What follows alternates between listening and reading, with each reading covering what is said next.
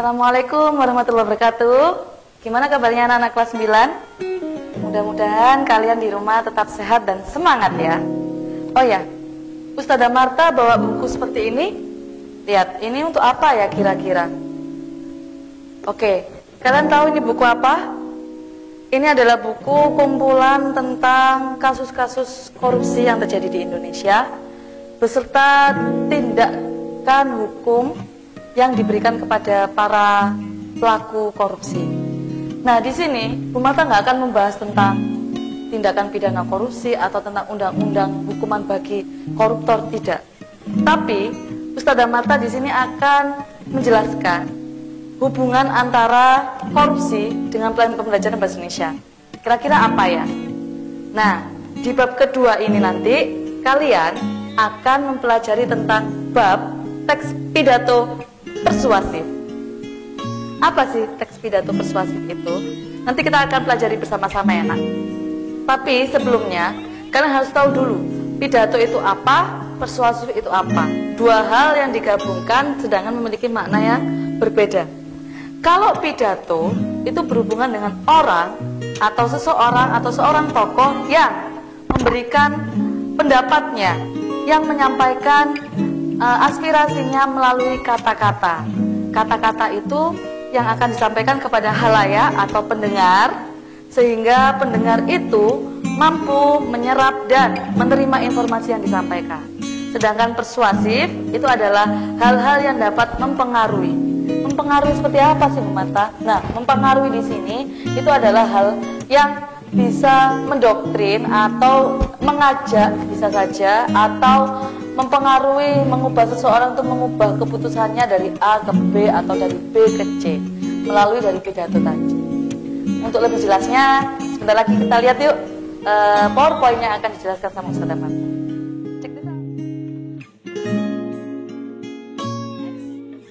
Nah, tujuan pembelajaran kali ini adalah tentang analisis strukturnya dulu.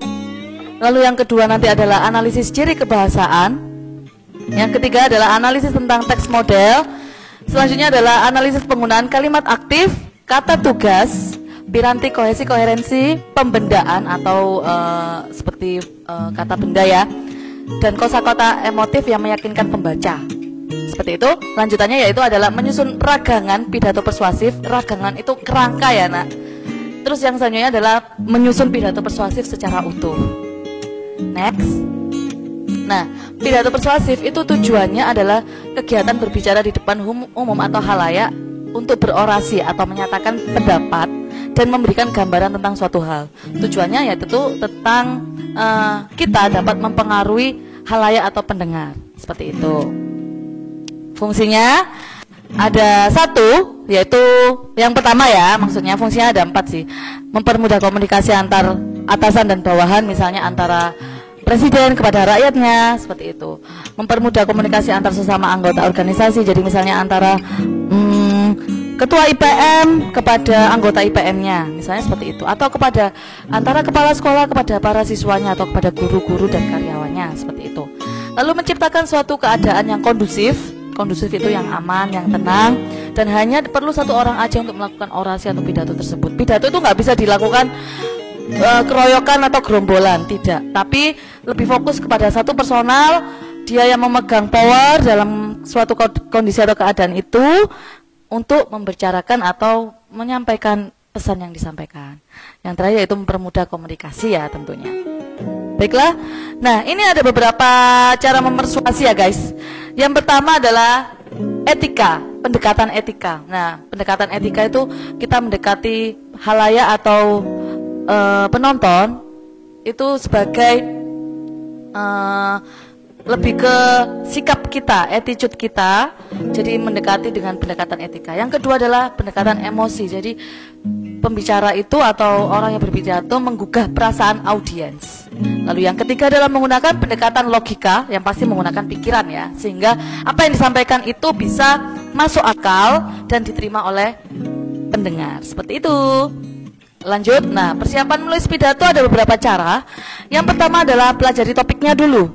Yang kedua, tujuannya apa sih?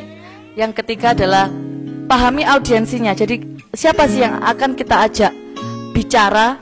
Jadi berpidato itu bukan satu arah ya, tapi dua arah. Memang kita yang menyampaikan sendiri, tapi ilmu atau informasi yang kita sampaikan tuh setidaknya harus bisa dipahami sama pendengar kita, seperti itu.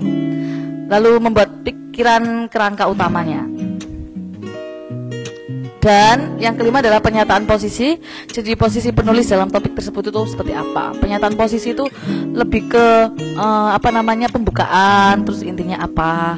Lalu lanjutannya adalah tahapan argumen. Argumen yang dikembangkan dan didukung secara logis itu dibuktikan dengan alasan dan fakta yang mendukung. Seperti itu.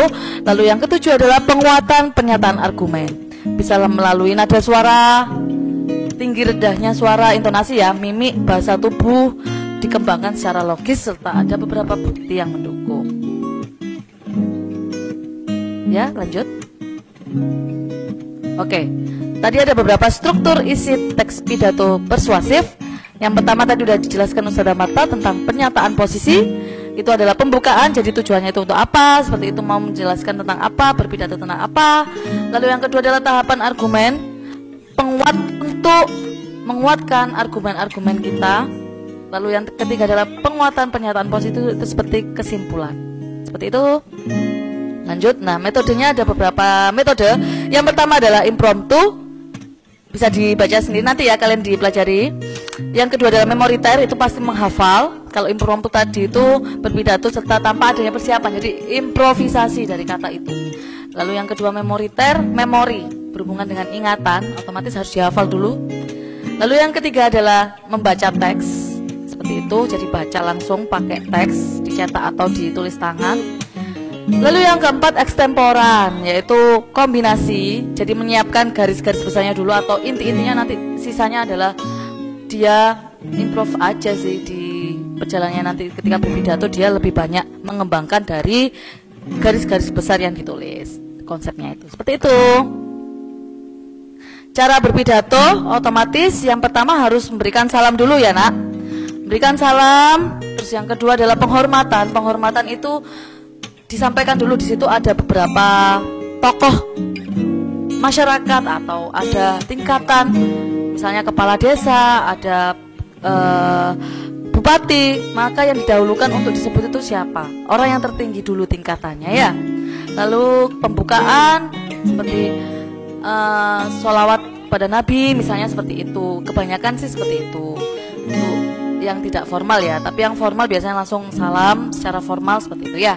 Lalu yang keempat adalah awalan, yang kelima isi, yang keenam penutup, dan yang terakhir adalah salam penutup.